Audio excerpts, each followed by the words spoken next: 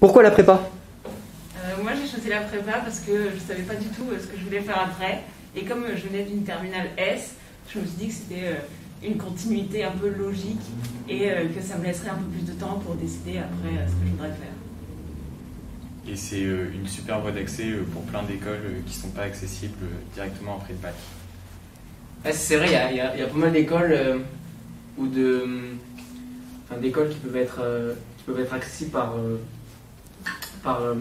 la fac ou des trucs comme ça, que tu peux avoir, je pense, beaucoup plus facilement dans une prépa. Ouais. Faut être très fort en terminale pour entrer en prépa? Pas du tout. Non, mais c'est souvent un cliché, je pense, que pas mal de gens ont, que même je pense que nous on avait avant de venir en prépa. Mais de toute façon, il y a des prépas un peu de plusieurs niveaux différents. Enfin, ça, je pense que vous êtes peut-être au courant. Mais de toute façon, je trouve qu'en prépa, on reprend un peu toutes les bases depuis le début.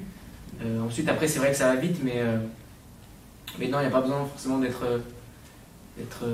super fort en terminale pour être en prépa. Et puis surtout, il faut avoir de la volonté. Ouais, c'est bien. Parce que ça demande quand même ça demande beaucoup de travail, donc il faut réussir à se mettre rapidement dans le bain, entre guillemets, et pouvoir vraiment faire, entre guillemets, que travailler pendant 1 ou 2 ans. Enfin, 2 ans surtout. Ou 3. Ouais. Non, savoir se faire des pauses, mais ça va surtout être beaucoup de travail pendant 2 ans. Donc, faut pas être très fort, mais il faut quand même savoir travailler ou Quand même être fort, moyens. quoi. Se donner les moyens. Alors justement, il y a un choc par rapport à la terminale? Ça dépend pour qui. Ouais. Moi, je sais que j'ai toujours été habituée à travailler beaucoup. Forcément, c'est plus parce que c'est la prépa et je travaille encore plus, mais c'est pas non plus un énorme choc pour moi. Je pense que pour beaucoup, quand même, c'est un énorme choc. Oui, clairement. Oui. Ah, quand même, On se mange vraiment des sales notes, alors qu'on travaille pour les devoirs. Et ouais, du coup, Mais c'est sympa. ça fait mal. Ouais. Et ça, c'est pour le travail, parce qu'il y a un choc social.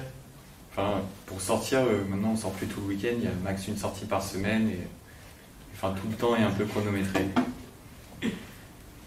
Ouais. Alors pourquoi vous avez choisi la PTSI plutôt qu'une autre filière prépa? J'entends. Moi, j'ai choisi la PTSI parce qu'il y avait plus de pratique, c'était plus concret. On fait beaucoup plus d'applications, notamment ici, et de voir directement le côté concret et l'utilité de ce qu'on apprend, c'était vraiment un côté positif de la PTSI. Pour faire ingénieur, c'est la meilleure filière. C'est la meilleure filière. Notamment. Et Raspail, c'est le meilleur établissement aussi? Aussi. On est obligé de dire oui, là. Ok, j'oriente. Non mais sinon, Raspail, des commentaires sur cet établissement en Il y a un bon particulier? cadre de travail, on sait que, ça rejoint la question sur les profs, mais on sait que on peut à tout moment aller vous poser des questions, donc poser des questions aux professeurs si on a besoin d'aide ou quoi que ce soit, et ça c'est vraiment bien, on est vraiment bien accompagné. Même si on a des problèmes par exemple dans notre manière de travailler, on peut tout de suite aller voir les professeurs pour trouver des solutions. Et on peut rester plus tard le soir pour travailler, et du coup on est dans un vrai espace de travail, on s'entraide tous, et franchement ça serait vraiment bien. Et la différence avec la terminale, c'est que nos professeurs, il y a une relation d'autorité toujours, mais qui est très différente.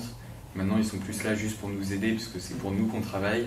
On ne travaille plus pour le bac ou pour nos parents sans savoir trop ce qu'on veut faire. Là, c'est nous qui avons choisi d'être là. Et du coup, ils sont juste là pour nous aider à faire ce qu'on veut. Et on est beaucoup plus proche d'eux. Ouais. Alors justement, sur l'ambiance de classe, vous en avez parlé un petit peu, mais ça reste un peu compétitif? C'est convivial quand même. C'est pas compétitif. Il y a des petites En fait, blagues sur c'est ça. une compétitivité positive. C'est pas on va se mettre des bâtons dans les roues. Ouais, Justement, si quelqu'un a une meilleure note que nous, on va le charrier vite fait, mais justement, c'est pour lui dire qu'il faut qu'il ait une meilleure note. Mais gentiment.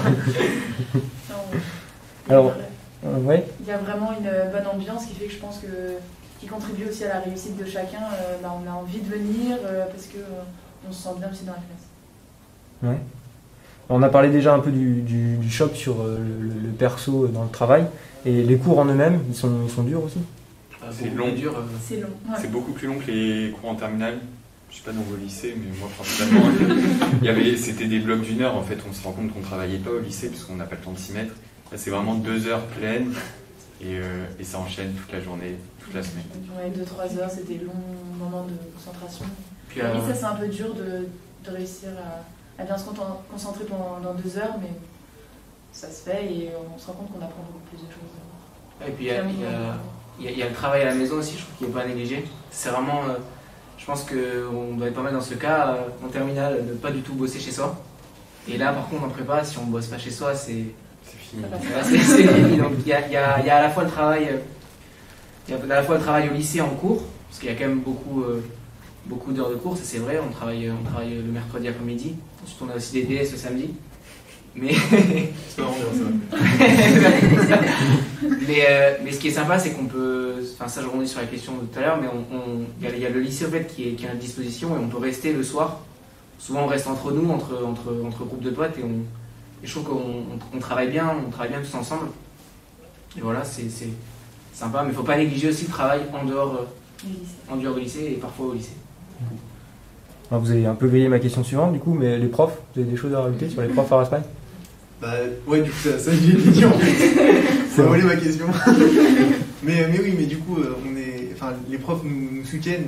Bah on l'a pas évoqué, mais certains profs font des rendez-vous. Pas des rendez-vous galants, hein. Mais c'est pour justement nous aider à faire un bilan de notre situation à nous personnelle. Vous avez appelé aussi. Ouais, bah oui, il y a nous donner des méthodes de travail, etc. Ouais. Et du coup, c'est vraiment super. On est très accompagné, c'est-à-dire que si on a un petit décrochage ou quoi que ce soit, on sait qu'on peut compter sur les profs pour nous aider à nous remotiver. Parce que forcément, c'est un peu dur, donc forcément, il y a des moments de bas, il y a des hauts, il y a des bas, et on peut toujours compter sur les profs pour nous remotiver, ou même pour trouver des solutions pour mieux travailler différemment, même allier. Réussir à faire la balance entre le travail et aussi les, entre guillemets, divertissements, si je peux dire, parce que faut pas faire que travailler non plus toute la semaine, et il faut quand même savoir faire des pauses. Faut quand même aimer le travail. Et aussi, du coup, je sais pas si ça se faisait avant, mais là, cette année, avec le confinement, enfin le Covid, du coup, il y a Discord. Et on peut poser des questions, du coup, à n'importe quelle heure presque. Souvent, les profs qui sont disponibles, même à des heures tardives, ils peuvent nous répondre. Ou par mail, ou quoi que ce soit. Voilà, par mail. On a toujours un accès.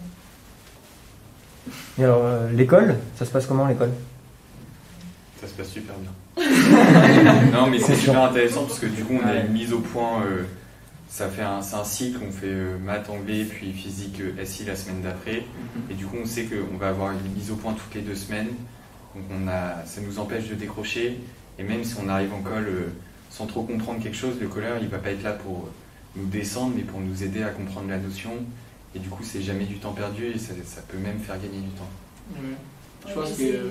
Vas-y. C'est bien, ça nous entraîne aussi pour les oraux à savoir expliquer nos démonstrations, savoir s'exprimer à l'oral, alors que y a quand même une large différence entre l'écrit et l'oral, et notamment nous qui faisons une PTSI pour devenir principalement ingénieur, où la prise de parole va être très importante. Là, ça nous entraîne à expliquer des choses qui sont plutôt techniques à l'oral. Je pense que vraiment, il faut pas négliger ça. Et peut-être qu'avant, moi avant, je pensais, j'avais un a priori sur l'école, je pensais que c'était vraiment un truc où on allait pour se faire casser et c'était vraiment un truc difficile. Au final, je trouve que l'école, c'est vraiment une chance quoi, de pouvoir avoir un prof qui est là, parce que c'est à 3, donc le prof, je veux dire, l'école, ça se passe à 3. Donc on a vraiment le prof qui est là avec nous. Et c'est agréable quoi, d'avoir plusieurs fois par semaine un prof qui est là pour nous aider. Parce que c'est simple, c'est un échange finalement. Et c'est agréable, c'est sympa. La SI, alors je reviens du coup sur un autre sujet, mais on en a parlé peut-être la SI, c'est grave si on n'en a pas fait avant? Alors pas du tout, la plupart des PTSI viennent de SVT, et du coup on reprend très vite le rythme, et ça donne pas un réel avantage d'avoir déjà fait SI avant. On voit tout ce qu'il y a à voir et à connaître, il n'y a pas besoin d'avoir fait SI pour venir en PTSI. Ouais, alors ça c'est pour le avant. Et pour le après, vous avez une idée de ce que vous voulez faire ensuite? Moi je sais que j'aimerais bien faire un double diplôme ingénieur architecte, donc plutôt dans le génie civil. Donc il y a quelques écoles que j'ai déjà en tête, mais je sais qu'il reste quand même un long chemin à parcourir, notamment 1 an et demi de prépa. Et j'ai encore le temps, je pense, de me décider et peut-être de trouver quelque chose qui me plairait encore plus. Moi, je voulais faire ingénieur automobile, donc en passant par les arts et métiers qui sont une super école. Et, donc, c'est l'école qui donne le plus de place en PTSI, donc c'est la filière qu'il faut prendre pour faire cette école. Et du coup, c'est pour ça que je suis là.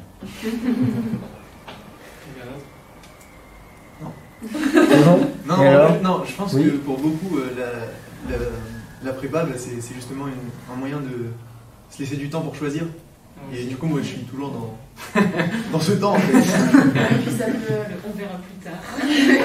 on peut très bien choisir une école qui se fait directement après une prépa, ou même une école d'ingénieur avec une prépa intégrée. C'est aussi possible, je crois, d'entrer dans une école d'ingénieur comme ça.